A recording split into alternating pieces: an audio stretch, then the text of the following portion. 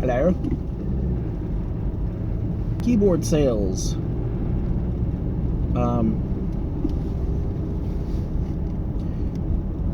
The Signum 3.1, those prototypes are selling pretty well. And I don't know if that's just because I'm running out of them, and that's creating, drive to purchase them. I wasn't going to run it again, and I don't think I would run it again in green.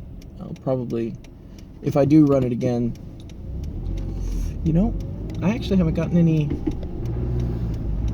complaints about it, any issues with it. Maybe it does just need a fresh run in black. So I am going to go to that. So I'm kind of thinking about stock as far as what I can have available, because I'm going to be going to the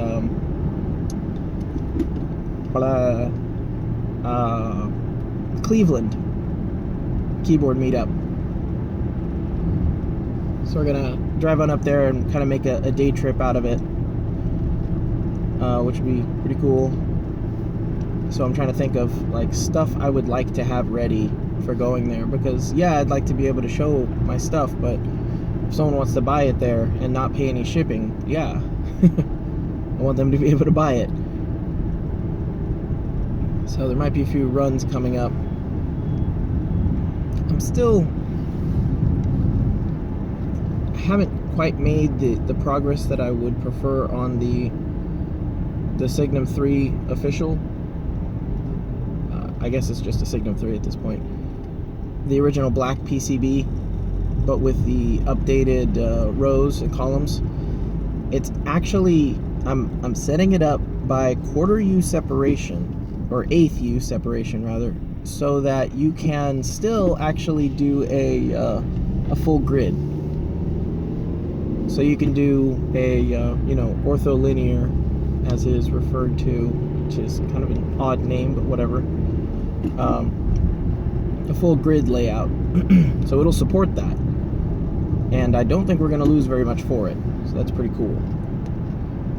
It will be a 40% design, and the other change that's going to come to it is that the thumb keys will be reworked.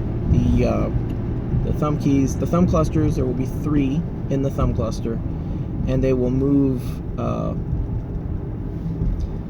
Basically, they will move inward a little bit, and then have a 3rd key on the inside.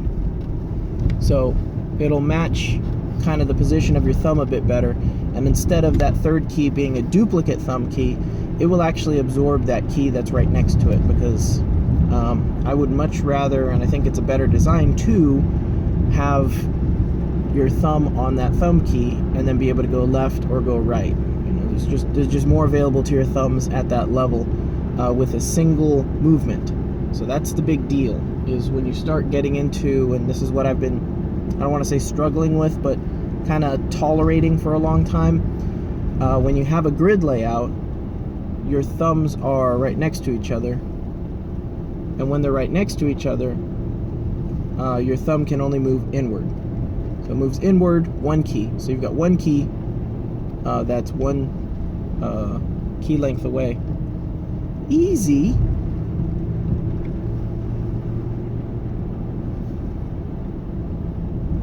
But if you move your thumb in more, where normally they're sitting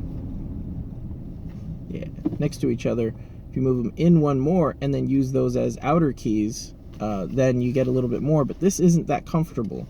At least it's not for me. So the idea is, since the Signum has those thumb clusters floating out there, is to adjust them so that your thumb is still comfortably in a comfortable position, but now that thumb position is surrounded by a key on the right and the key on the left. So you have more thumb access to be able to hit those keys. I think that's going to be very comfortable. It's going to open up that 3rd key. I mean, it's all about the thumbs, really. If I had one thing that I could change about keyboards today, it would be split spacebar. A split space bar that you can program, or just has another key code to it. Even just backspace. I mean, I know people don't usually use modifiers and stuff like that, and they reach for their mouse and click on a thing and then right click on it and then click on copy, and then they click to another spot and then they right click and then they click on paste, which just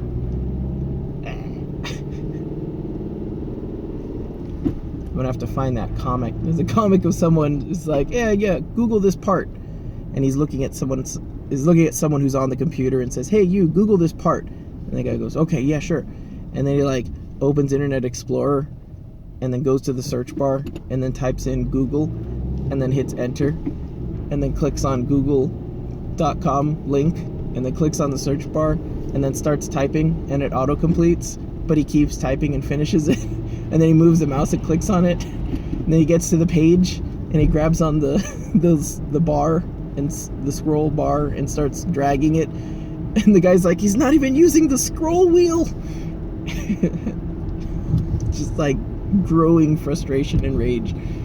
Oh man, there's so much speed, man. There's so much speed that you can pick up. People just don't seem to care. Well, yeah, it takes as long as it takes. Yeah, it takes as long as it takes while you're working for someone else. Or while you don't care, I guess. When you start caring and you start getting bored with all this stuff, you want speed. It's just, well, it's frustrating to me. I think. No, see, this is the sticking point. This is not where I'm like, oh, well, some people just want to, some people just don't. BS. Time is the most important thing. Your time is the most important thing. Really. So if you do a project or if you complete a process in a quarter of the amount of time it normally takes because you learned the keystrokes and you're able to do that, or you didn't learn the keystrokes, maybe you just made a macro that does it. I mean, for heaven's sake, if your process is, open Internet Explorer, click on the URL bar, type in Google, click on the first link, you can at least make a macro to do that. Oh, man. Chrome even has the built-in search feature. You can type in Google and hit tab and then continue typing the search that you want, and it'll automatically do a Google search. Well, I mean, you drop anything into a URL bar in Chrome and it'll search for it. But yeah, there's just so many ways you can just speed things up.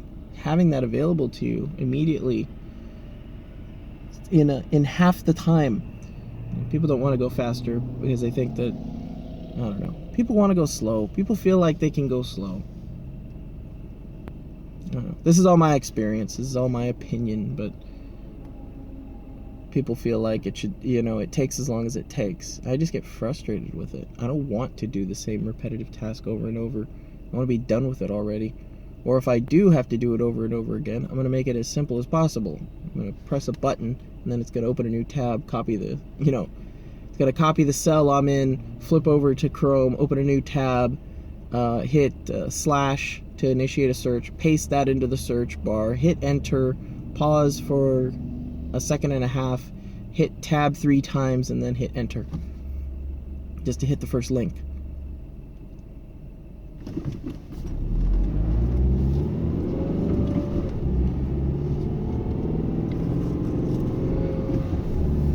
Maybe that's the problem. It's the breakdown.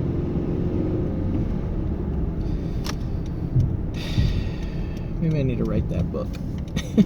It's not a book, it's more of like a pamphlet or something. I want people to think about their processes differently. I want people to think about them as motions. As in Vim motions almost. Because if I say to you, hey, can you Google this real quick? You have a set of motions that needs to take place. There's motions, mechanical motions that need to take place, and then there's thought. And the thought is where the computer can't be gone.